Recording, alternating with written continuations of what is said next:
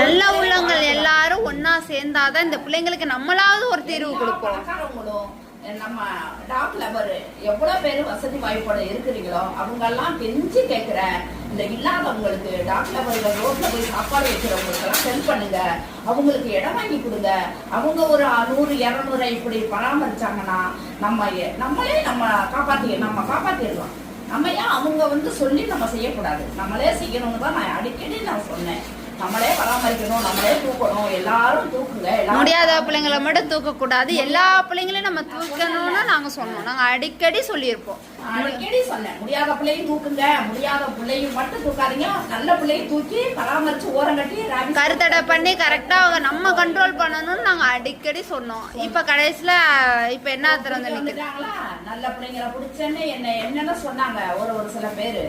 நல்ல பிள்ளைங்க எல்லாம் பிடிச்சி சுதந்திரம் இல்லாம அடைச்சு வச்சிருக்கிறீங்கன்னு கேட்டாங்களா. இப்ப என்ன நடக்க போகுது, இதோட மோசமா நடக்க போகுது. நானாச்சும் பெட்டு கட்டிலு மெத்த அப்படி ரூம் வீடு வாசல் நான் போட்டு வச்சுட்டு இருக்கேன். நான் கூட கண்ணசந்து தூங்காம இதுல பாதுகாத்துக்கிட்டு இருக்கேன். இப்ப நான் கவர்மெண்ட் என்ன செய்ய போகுது, எல்லாத்தையும் முடிச்சு கொண்டு போய் எங்க கொண்டு கொள்ள போதோ, எங்க கொண்டு அவஸ்தப்படுத்த சாப்பாடு இல்லாம போட போதோ.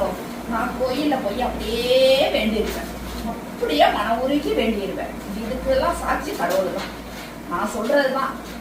இதுக்கெல்லாம் சாட்சி கடவுள் தான். மனுஷத்தை என்ன கேட்டாலும் அது நடக்காது, அவங்க முடிவு எடுத்ததுதான். அதனால நம்ம பிடிச்சவங்க, ரொம்ப நேசிக்கிறவங்க, ரொம்ப சென்று வச்சிருக்கிறவங்க எல்லாரும் ஒத்துழைங்க.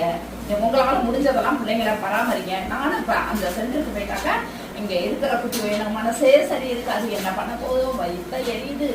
10 நாள் பொழுதுக்குள்ள என்னென்ன நடக்க போகுதுன்னு தெரியல. பொழுதுக்குள்ள என்னென்ன நடக்க போகுதுன்னு நாங்க தவிச்சிட்டு இருக்கோம். எல்லாமே அந்த இறைவன், அந்த படைச்சவன் தான், அந்த பிரம்மன் தான் எங்களுக்கு துணை இருக்கணும். நாங்க அதுவும் வேண்டிக்கிறோம், இந்த பிள்ளைங்களுக்கும் துணை இருக்கணும். எல்லா மனசும் மாத்தணும் கடவுள். இந்த ஜீவங்களுக்கு ஆபத்து வந்தா நம்ம நாட்டுக்கே ஆபத்து வர்ற மாதிரி நான் அதான் சொல்லுவேன். இந்த ஜீவங்களுக்கு ஆபத்து வந்துருச்சுன்னா நம்ம நாட்டுக்கு எத்தனை திருட்டு பைய வீட்டுக்குள்ள போடுவான்னு தெரியாது. திருடங்க அதிகரிச்சிருவாங்க, கொடை அதிகரிச்சிரும். வீட்டுக்குள்ள ஆம்பளைங்க பூடுறது, பெண்களுக்கு பாதுகாப்பு இல்லை. ஒரே வார்த்தையில சொல்றது, டாக் இல்லைன்னா பெண்களுக்கு பாதுகாப்பு இல்லை. இதுக்கு தமிழக அரசு கோர்ட்டு எல்லாம் என்ன முடிவு சொல்ல போறீங்க?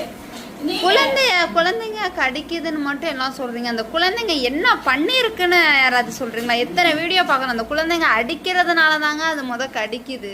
இப்போ உங்களை யாராவது அடிக்கிறாங்க, நீங்க திருப்பி அடிக்க மாட்டீங்களா? இல்லை வாங்கிட்டு உட்காந்துருப்பீங்களா? சரி நான் கோர்ட்ல பாத்துக்கிறேன்னு உட்காந்துருப்பீங்களா? இல்லை போலீஸ் ஸ்டேஷன்ல போய் கம்ப்ளைண்ட் கொடுப்போம் உட்காந்து திருப்பி ஒரு அடியாவது நம்ம அடிப்போங்க.